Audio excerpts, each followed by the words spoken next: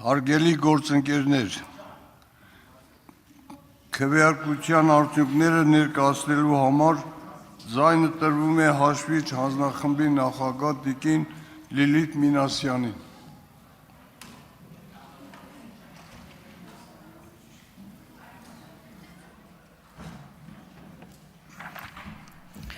Շնորհակալություն։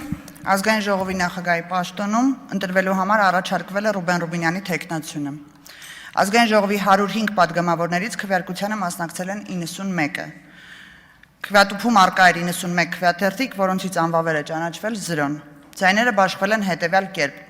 Ռուբեն Ռուբինյան կողմ 63, դեմ 28։ Շնորհավորում եմ, պարոն Ռուբինյան։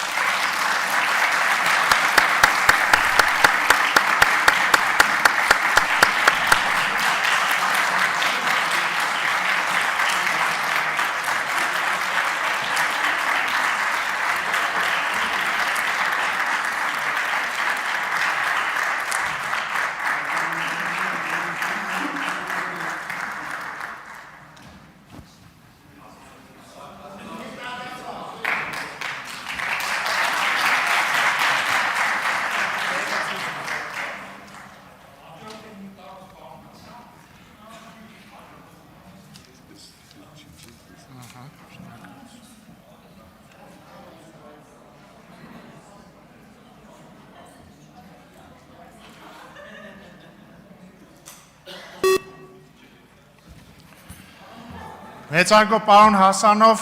իմ և բոլորիս անունից շնորհակալություն ենք ձեզ հայտնում նիստերը փայլուն վարելու համար։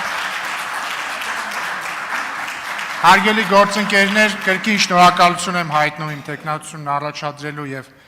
իմ օգտին քվեարկելու համար, սա ինձ համար մեծագույն պատիվ է և ես ամբողջությամբ պատկերացնում ենք այն պատասխանատվությունը, որը գալիս է այս որոշման հետ միասին և ամեն ինչ կանեմ ձեզ չհիասթափեցնելու համար, հարգելի ընդդիմադիր գործընկերներ, այն փաստը, որ դուք չեք քվեարկել իմ օգտին, ոչինչ չի նշանակում մեր հարաբերություններում, ես պատրաստվում եմ լինել ամբողջ ազգային ժողովի նախագահը։ Հավանիչ տեսանյութը և բաժանորդագրվիչ նորությունները բաց չթողնելու համար։